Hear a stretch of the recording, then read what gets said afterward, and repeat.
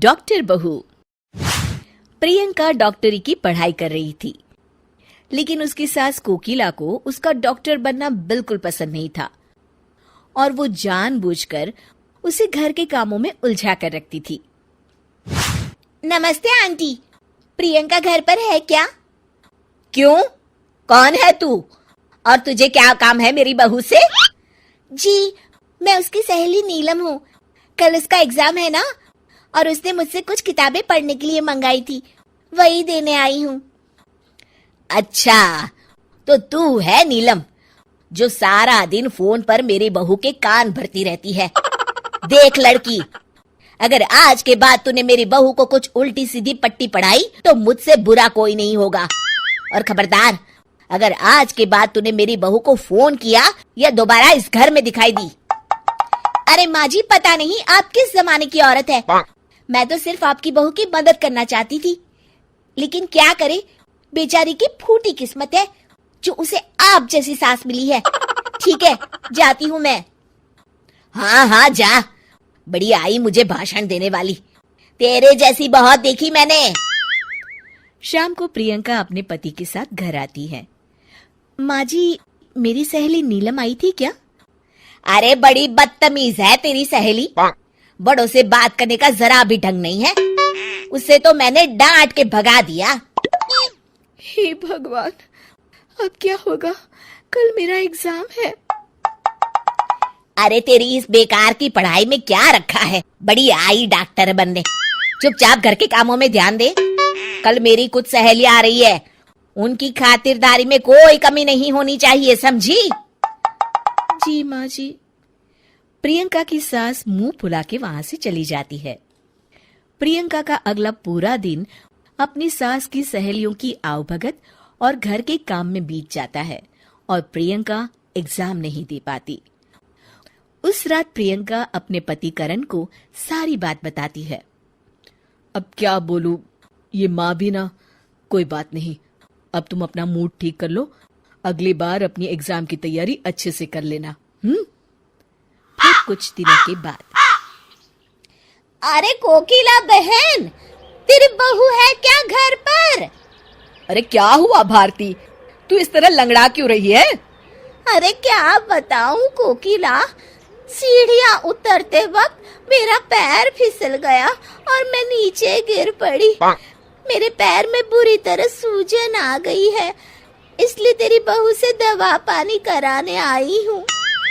मेरी समझ में नहीं आता, लोग छोटी छोटी बातों को लेकर डॉक्टर के पास क्यों भागते हैं?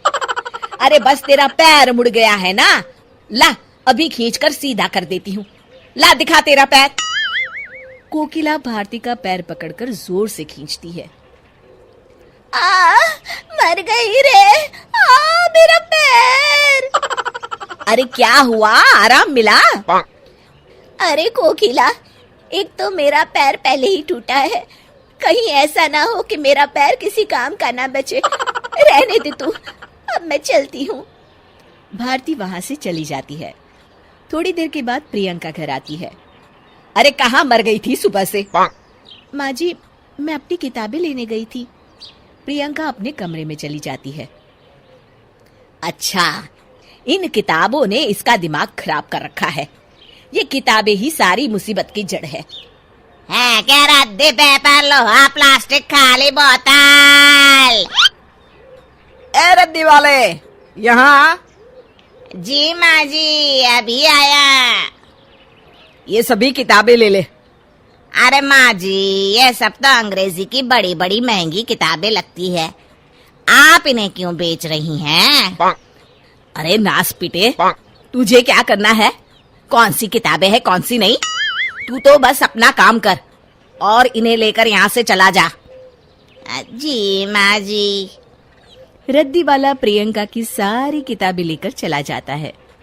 प्रियंका को जब इस बात का पता चलता है तो वो बहुत दुखी होती है और अपनी पढ़ाई पूरी करने के लिए लाइब्रेरी जाने लगती है। कुछ दिनों के बाद, अरे मर गई रे। क्या हुआ माँ, तुम्हारी तबीयत तो बहुत खराब हो गई है। आज अपने बंगाली बाबा के पास से दवाई लेकर नहीं आई आप? अरे नाम मत ले उस बंगाली बाबा का, वो तो खुद अपना इलाज नहीं कर सकता, मेरा इलाज क्या खाक करेगा। ठीक है माँ, मैं प्रियंका को फोन करके बुला लेता हूँ।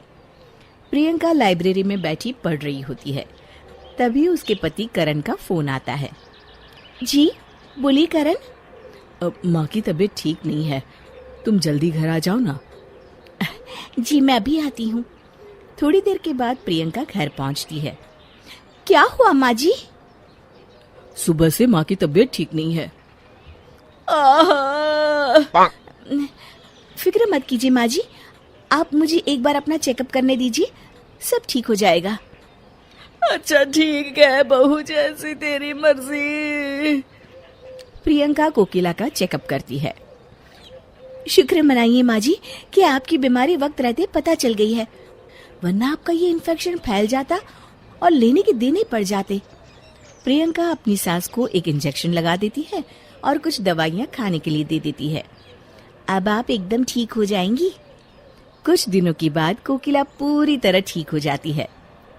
अपनी बहू के साथ किए गए गलत व्यवहार को याद करके कोकिला को बड़ा बुरा लगता है और वो अपनी गलती का पश्चाताप करने के लिए अपनी बहू को उसकी किताबें लाकर देती है। मुझे माफ कर दे बहू, अगर तू सही वक्त पे मेरा इलाज नहीं करती तो पता नहीं क्या होता। अरे माँ जी, आप ये कैसी बातें कर रही हैं? मैंने जो भी किया वो तो बहू होने के नाते मेरा फर्ज था।